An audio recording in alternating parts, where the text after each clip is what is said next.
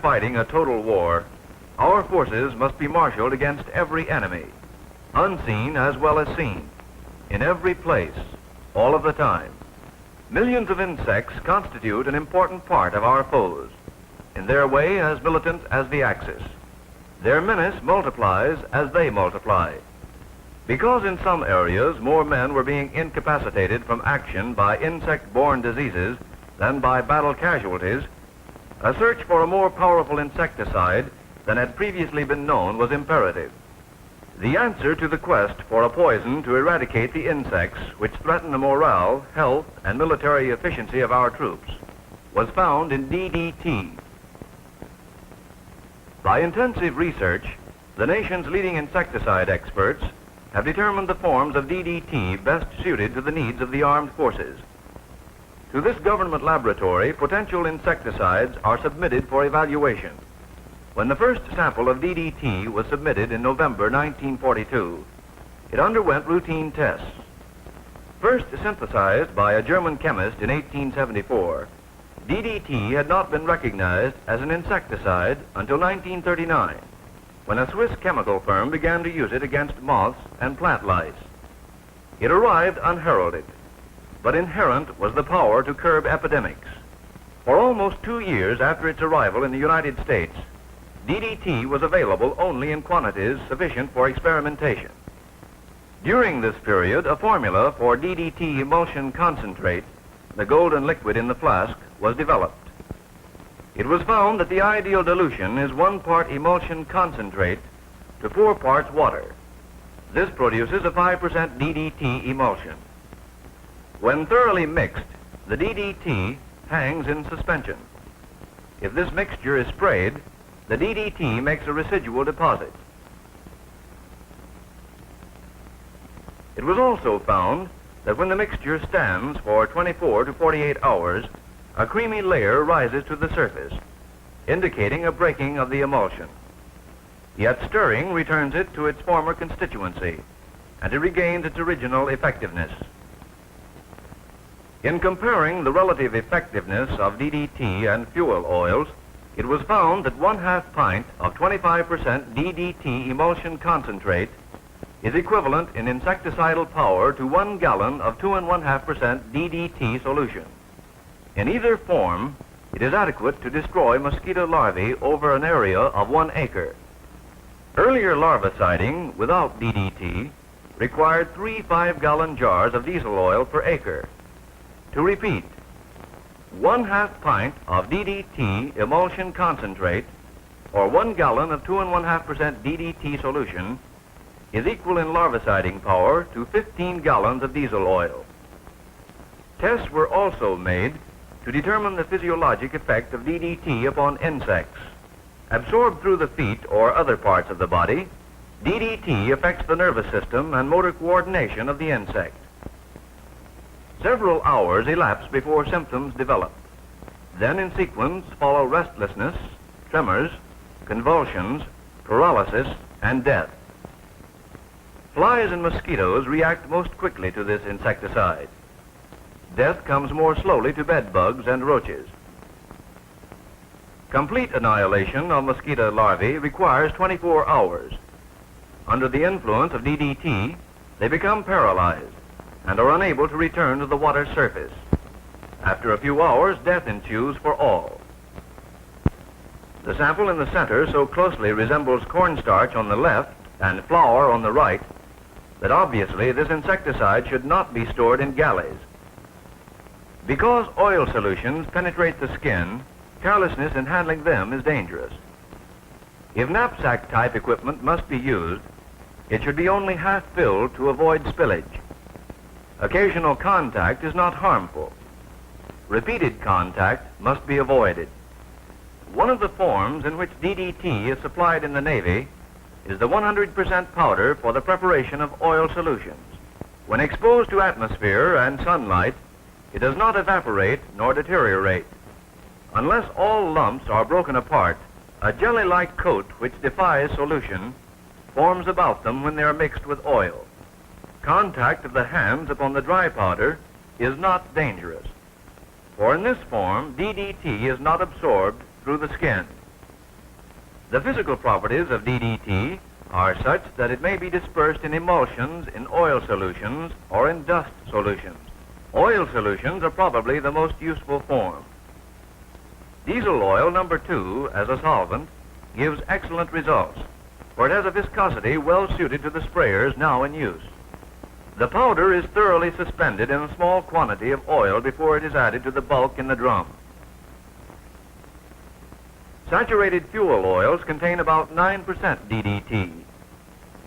Crude kerosene dissolves about 7%. Refined kerosene less than 4%. In mixing oil solutions, a special care against contact with the skin should be exercised, for the oil penetrates the skin. Large doses of DDT lead to nerve and liver damage. DDT goes into solution in oils rather slowly, requiring 12 to 24 hours. The warmth of the sun and hourly stirring by rolling hasten the process. DDT does not deteriorate under temperatures encountered in ordinary storage aboard ship or in the tropics. When a dry mix is desired, the 10% DDT powder is diluted with fine road dust, condemned flour, lime, or soapstone. 100% DDT occurs in particles too large and hard to be broken up without heavy grinding equipment. Hence, it cannot be diluted in the field for use as a dust. Thorough mechanical mixing is required. The strength of the mixture is determined by its intended use. It would be difficult to scatter 1 pound of 10% dust evenly over 1 acre, but 10 pounds of 1% dust may easily be spread over the same area. Now let's consider the ways to disperse DDT. Equipped with a supply of oil solution and power spraying equipment, a malaria control squad enters an abandoned village, a reservoir of infection. Within 24 hours, the vectors of typhus, yellow fever, malaria, dengue, filariasis, and dysentery begin to disappear. DDT is not a repellent, however. It kills, surely, but slowly. Hence, its effectiveness cannot be measured by a count of dead insects, for after receiving a lethal dose, the insects go elsewhere to die. Residual treatment of the inner walls of these huts means that a contact poison awaits any insect which alights upon them for several weeks or months, depending upon variant factors, such as the intensity of the original treatment, rains, washing, prevailing winds, and so forth. Using a paint sprayer, the worker spreads DDT evenly so that the entire surface is covered. A semi-coarse spray is required for residual treatment. A fine spray is lost in the air. Experience teaches the correct amount to spray without waste. The entire surface should be thoroughly wet, without runoff. Residual treatment of all quarters pays big dividends in the health and happiness of the crew. In a few hours, a 2-man crew may treat hundreds of mattresses and bunks with 5% DDT and kerosene. If correctly applied, this renders sleeping quarters free from bed bugs for many months. Mattresses should not be slept on until the kerosene has evaporated, and the smoking lamp should be out until the following morning. Because DDT crystals cling tenaciously to the fibers of textiles, cots, tents, and jungle hammocks should receive the residual treatment. By treating bed frames and springs in this position, salvos are simultaneously fired against the bed bugs in the walls. This increases efficiency and eliminates waste. Before treating galleys and mess halls, food, trays, cooking utensils, and work tables must be covered. Kerosene is used as a solvent for residual spraying of areas where stains from darker oils are to be avoided. For residual treatment against roaches, 5% DDT in kerosene, fuel oil, or emulsion is sprayed around pipes, in cracks, and in other places they frequent. It is as effective as 10% DDT dust. DDT crystals in the interstices of screens poisons insects where they frequently alight. Here, DDT emulsion is applied with paint brushes. When the emulsion has dried, the screen has almost regained its former appearance. An alternative method for treating screens is with an ordinary spray gun. The insecticide is more apt to be wasted this way, however. DDT oil solution leaves an effective residuum on garbage racks and other fly habitats. Since these surfaces are frequently washed, repeated applications become necessary. Because dysentery is second only to malaria as a threat to military operations, it is especially important to treat the slit trench and surrounding areas. Garbage pits, dugouts, and gun emplacements should be similarly sprayed. Unless the entire bivouac area is treated, an influx of insects from adjacent areas may occur. Bushes, logs, dead leaves, and the ground itself should be sprayed.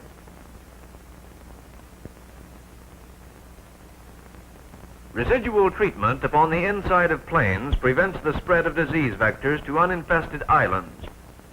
This supplements, rather than replaces, the use of aerosol bombs in aircraft.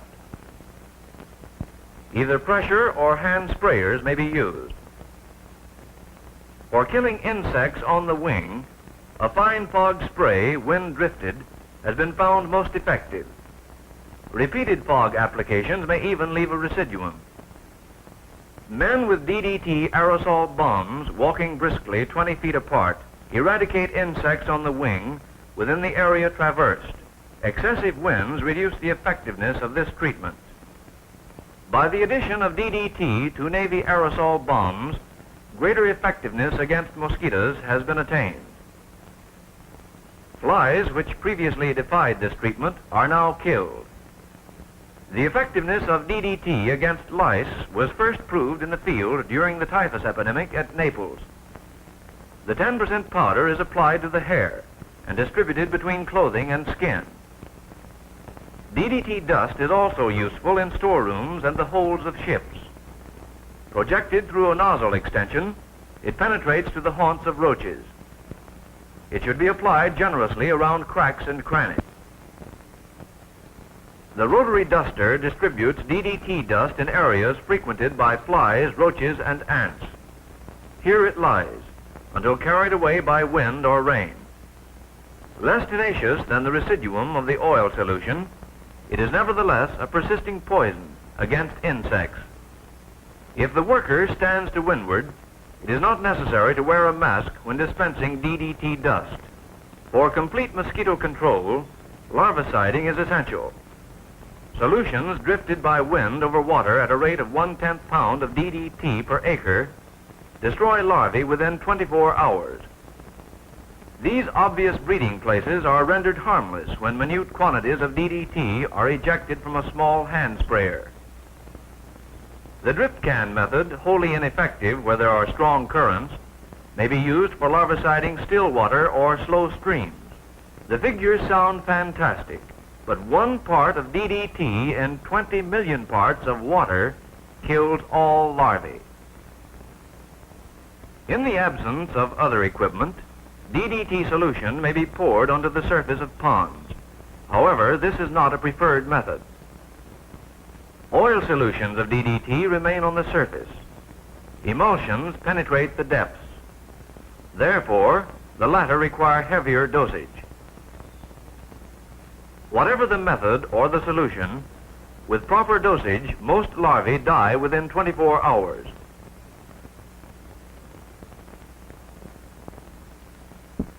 The greatest potentiality of DDT lies in dispersal from planes. This assures even distribution, coverage of otherwise inaccessible areas, and conservation of manpower. This is the only method whereby insect control may be established shortly after D-Day. 5% DDT in equal parts of diesel and lubricating oil is spread at the rate of 2 quarts per acre. Dispersal of DDT by planes combines features of 3 methods of treatment previously presented. Descending through the air, it kills adult insects on the wing, as the fog treatment does. Experiments and inventions are constantly being made to improve DDT formulae and methods of application. The pocket atomizer, comparable in size to a fountain pen, may soon be supplied for individual use. Work in progress indicates that DDT may also be sprayed from fast planes, or it may be dispersed explosively. In this rapidly evolving field of insect control, new methods are constantly being sought and tested.